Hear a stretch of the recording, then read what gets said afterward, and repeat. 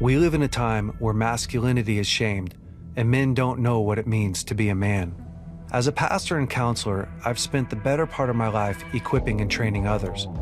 My goal with this show is to translate my hard-earned experience into tools and tactics to help you become stronger as a man.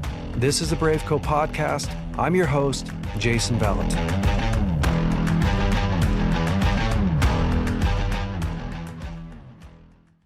What's up, BraveCo men? Today we're going to talk about weaponizing your story. We're going to take a look at a couple people from history that I really love and have been kind of heroes of mine,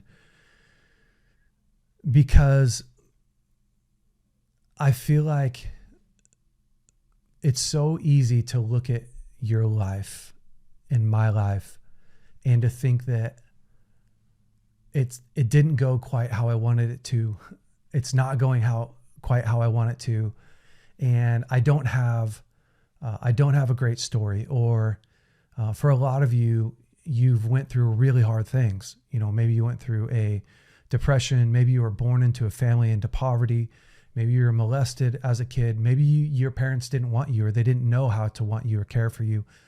And therefore, what typically happens is we look at the trajectory of our life and we think that the trajectory of our life is an equation based upon where we were born and what we have today and what we think that we're capable of.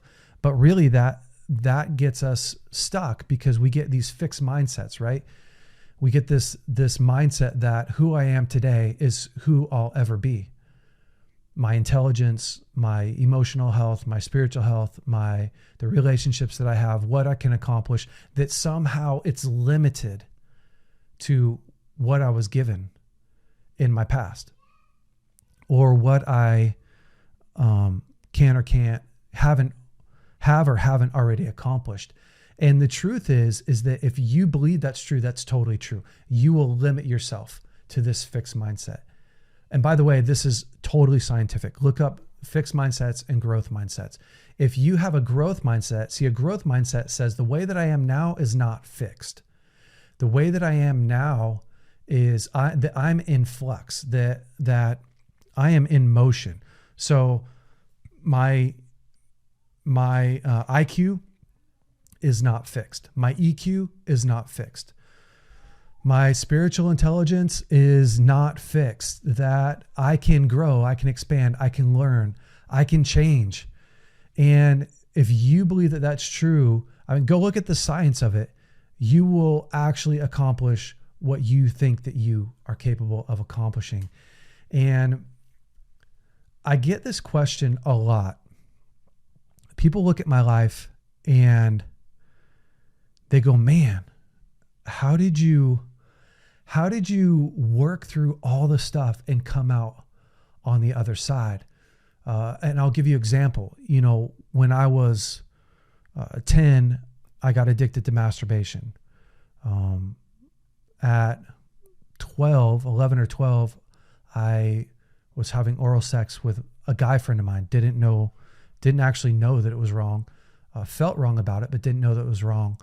All my sexual experiences up until I was 16 years old were with boys, with masturbating together, the oral sex, the watching porn, looking at magazines, all of my sexual experiences, and became addicted to pornography. At 18, I got married really young. At 19, I had my first child. 24, had 3 kids at 24, went through a divorce at 27, went through a nervous breakdown at 29. I got remarried at 30, had a miscarriage. Actually had a miscarriage. My wife did at 19, had a miscarriage also at the age of 35, was addicted or medically dependent on clonazepam and Lexapro. And,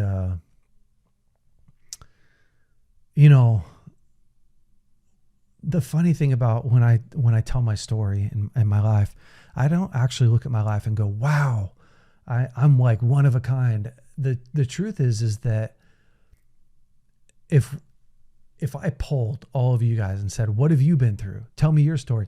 It's almost the same. It's adversity, adversity, adversity, small breakthroughs, adversity, small breakthroughs, adversity, or you just got your butt kicked, but it's not like my story is somehow special. It's the story of so many different people, men and women and children, is just tons of pain.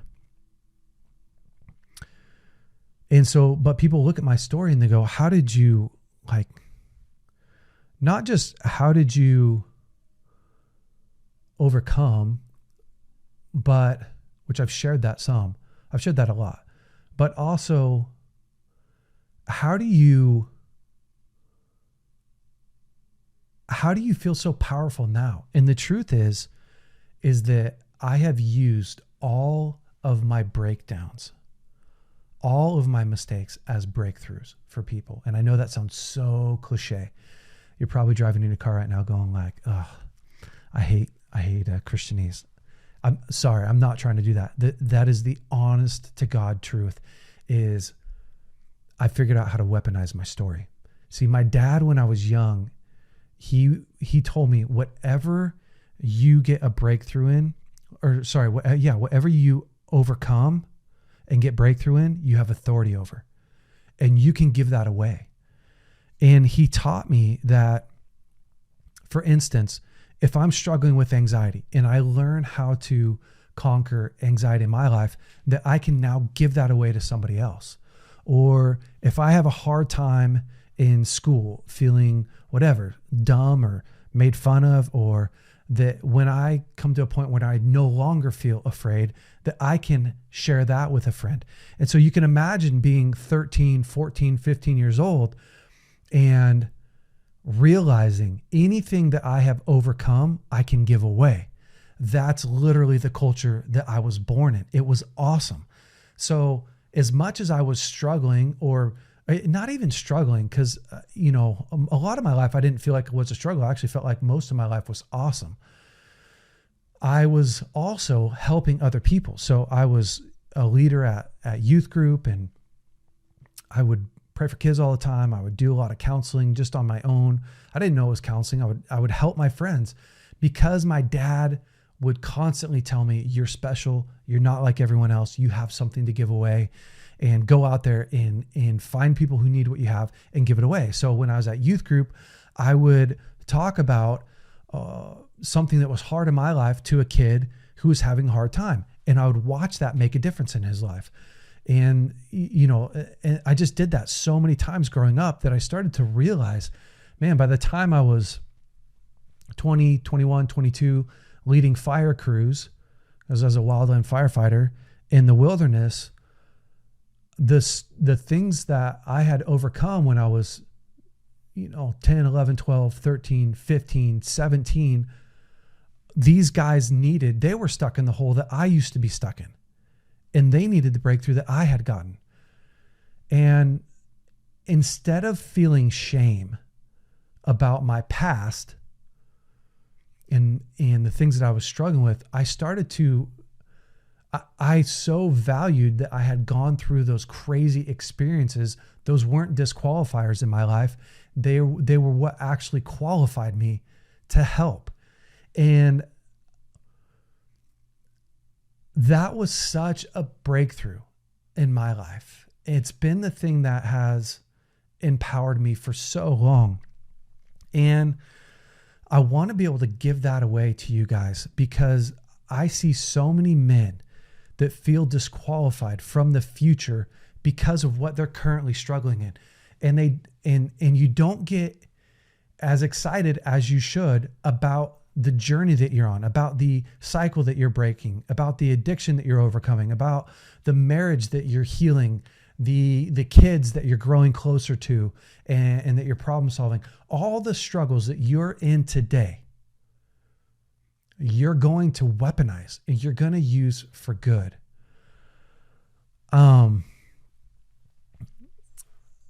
Abraham Lincoln is an incredible example of a lot of what I'm talking about.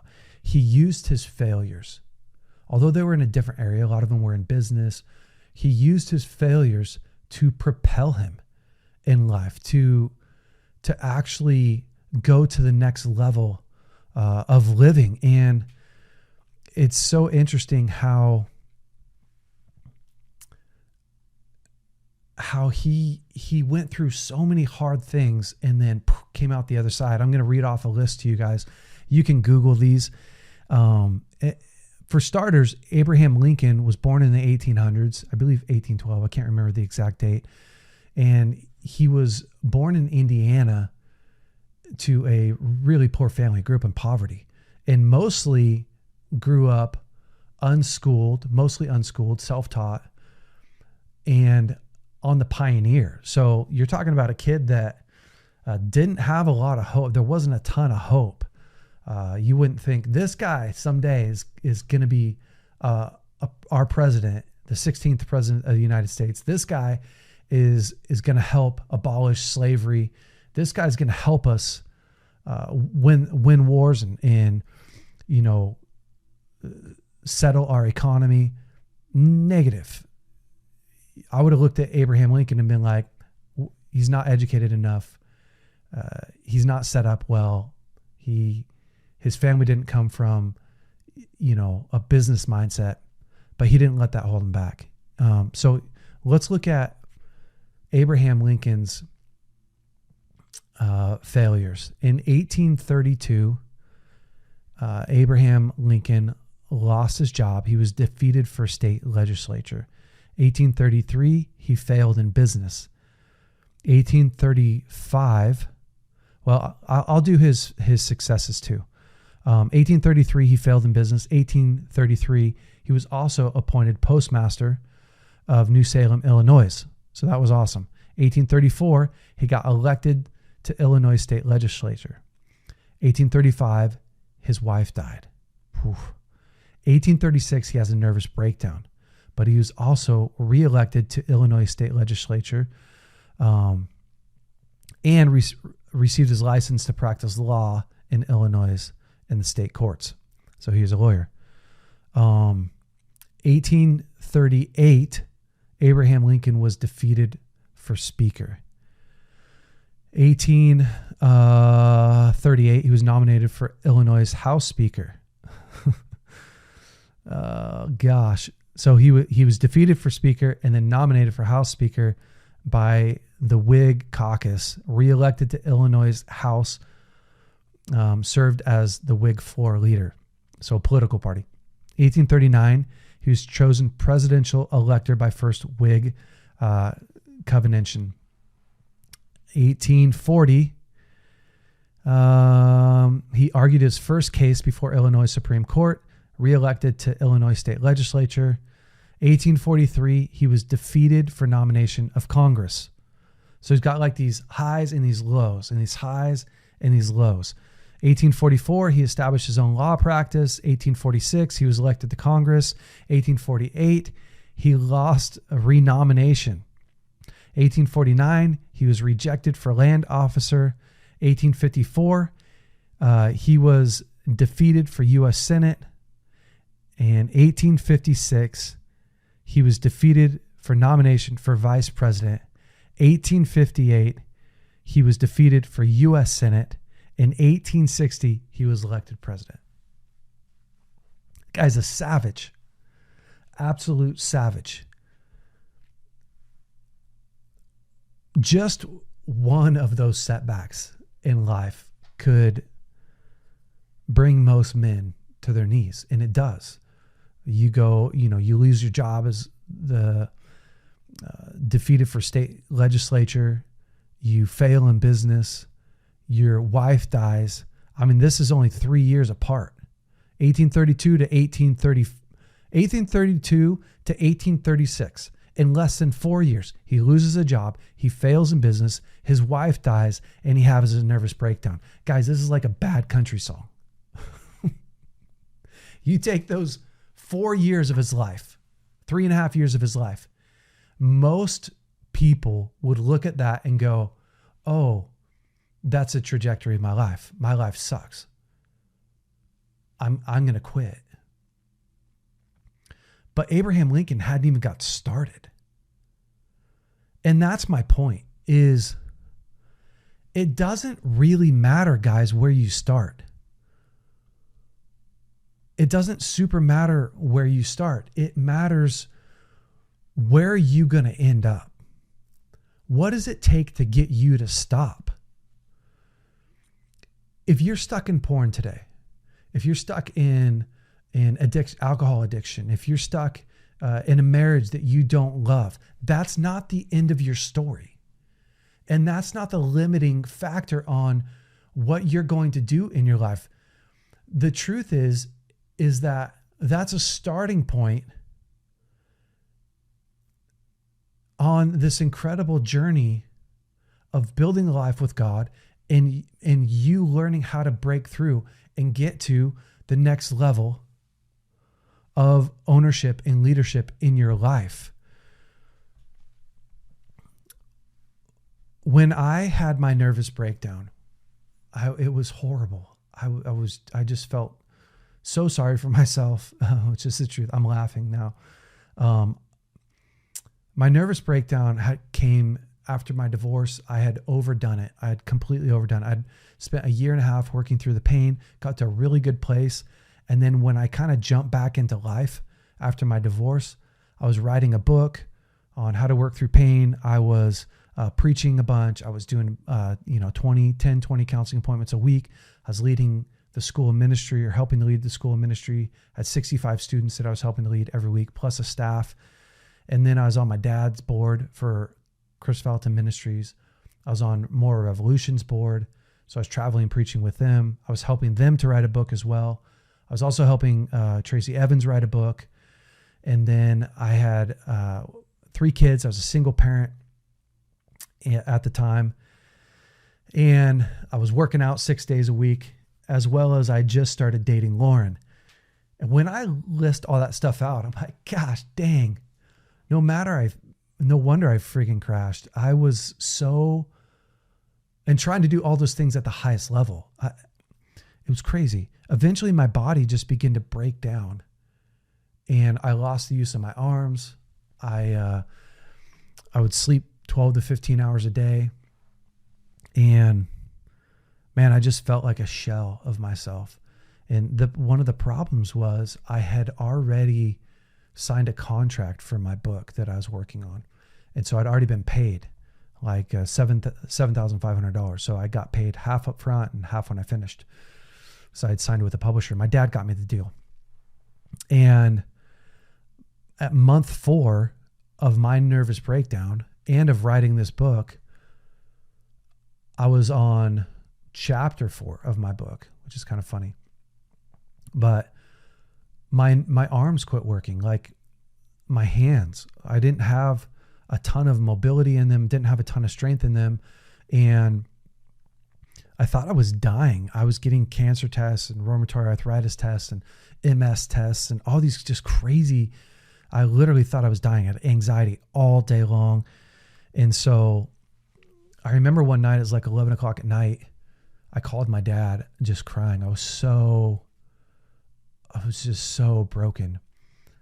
And I said, I can't do this anymore, Dad. Like I just can't do this. And he said, well, tell me where you're at and what's going on. And I just said, like, I can't even use my arms. And I feel anxiety all day long. I sleep, 12, 15 hours a day. Because when I wake up, I feel anxiety all day. I have to use 2 hands to hold a cup of water. I just felt so sorry for myself and so frustrated. And my dad said, son, you need to decide what your life's going to be. And I said, I'm dying. Like, I think I'm dying. And he said, well, you need to determine on what terms you're going to go out on. And he said, if I was you, I would finish that book. And I got super angry at him because I'm like, how in the heck can I finish my book when I can't even freaking type? This is 2009. And he said, I don't know, but you made a commitment to finish that book. And not only that, like, people need what you have. Here I am broken down, and he's telling me, like, people need what you have. They need the tools that you learned. And he wasn't trying to put some false responsibility on me.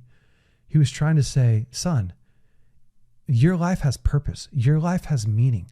You don't have to give this nervous breakdown all the power in your life. And man, I was so pissed off. Guys, you need somebody in your life that can do that, that can look at your life and go, if I was you, I wouldn't give up. So, I woke up the next morning, jumped in the shower, and I was thinking, it was like one of those Rocky theme song and pump yourself up. That was like the mode I was in. I was in a shower, and I started to think, okay, if I am dying, I want my life to matter. I want to go out with something. This isn't the end. I'm the one that gets to decide my story. And I ended up getting a dictation, like Dragon dictation, so I could talk and it would type. And that's how I finished my book. And it sucked and it was hard. But I got through it and I overcame it. And one of the most important things that happened to me that night when I was talking to my dad is my dad started telling me about all these great men who have gone before us. Great men in the Bible, great men in history, different walks of life, some that believe different things than I do. Some weren't Christians, some were Christians, didn't matter. But the thing that they had in common was all these great men, they used the hardships that they were in and they weaponized them. And they use that as momentum. They use that as a tool. They use it as the battle axe to fight with. And that got them to where they were actually going. It became their place of agitation became their greatest place of breakthrough. And that night, that's where he told me about George Washington, and he told me about Thomas Edison, and he told me about Abraham Lincoln, and he told me about just all these incredible men. Whether you like their politics or not, it's irrelevant to me. But these men who had just overcame so much. And I started to look at my life and I go, you know what? My life's not much different than theirs. They have obstacles. They have challenges. I'm sure they felt sorry for themselves. I'm sure they wanted to quit. I'm sure they wanted to give up, but they got to make a choice. Viktor Frankl's another one of those. Enslaved in prison camps. His family burned in the oven. The Nazis, the Germans enslaved him and his family.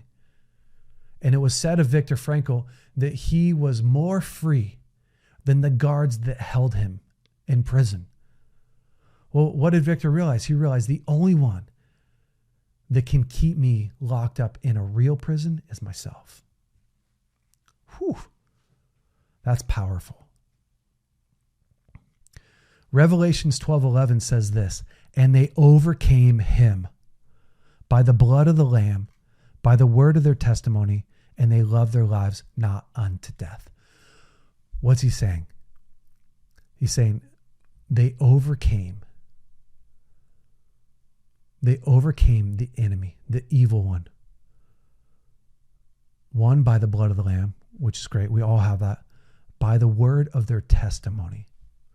See, your testimony, what you've been through, is fuel, is a prophecy, is a prophetic declaration to anyone who's willing to grab onto that prophecy and make it real for their life.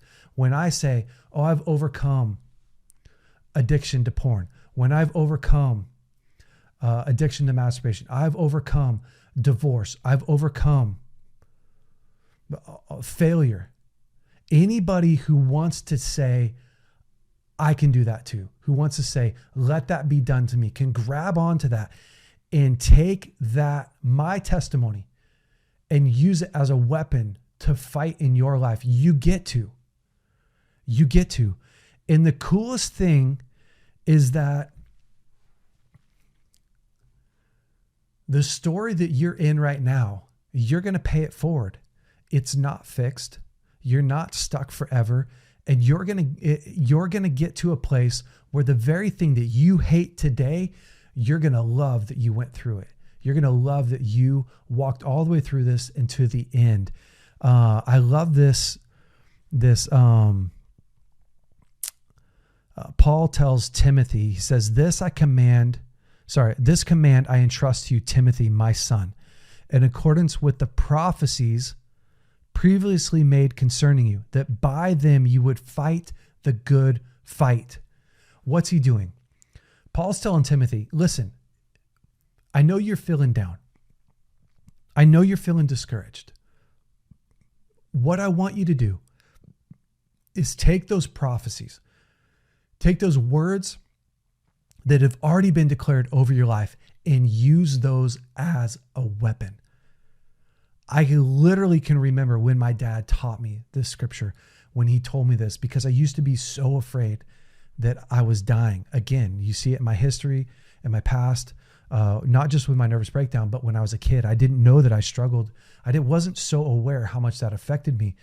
But one of the things that my dad taught me is the prophetic words that you've been given and also what God says about you. Use those as a weapon.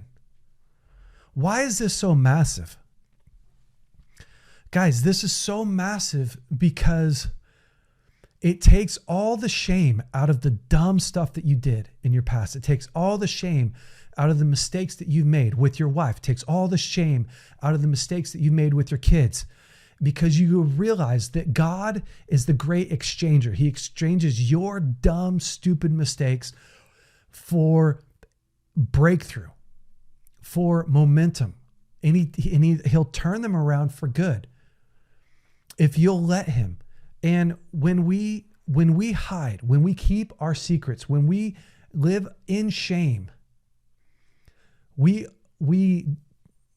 disable or disempower God from actually turning that test into a testimony, from taking us out of a dark place and into a light place, because whatever you hide still defines you.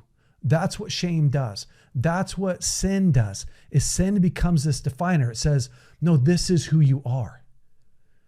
And you know that this is who you are because you won't share it. You don't want to tell anybody. If you told somebody else this, they would think this of you. Guys, that's the whole prison. As soon as you are no longer afraid, not just of what other people think, but as soon as you realize it's a facade, it's mirrors, it's smoke in mirrors, it's not real. The people that you're afraid are going to make fun of you are the very people that need your breakthrough. And furthermore, if people are going to make fun of you, if people are going to persecute you, it's only because they themselves are stuck in it.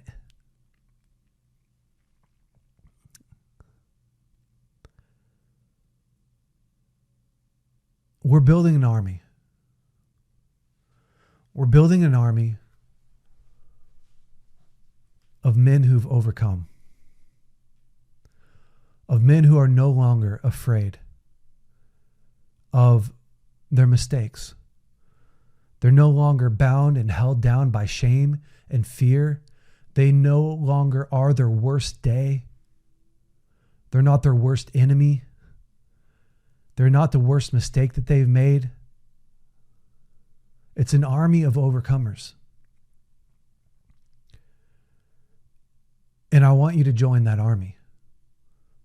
I want you to be willing to see the challenge that you're in today as a breakthrough for somebody else, and to begin to take the things that you've already overcome. You may be stuck in something else. You may go, man, I overcame drugs, but I'm stuck in smoking. That's okay. Let's weaponize the part of your story that where there's victory. Let's weaponize where there's victory. Let's start with that. Find somebody, men, listen, find somebody who needs your breakthrough and give it away this week.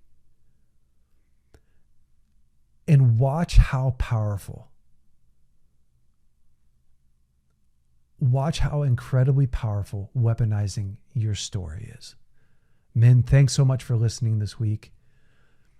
God bless.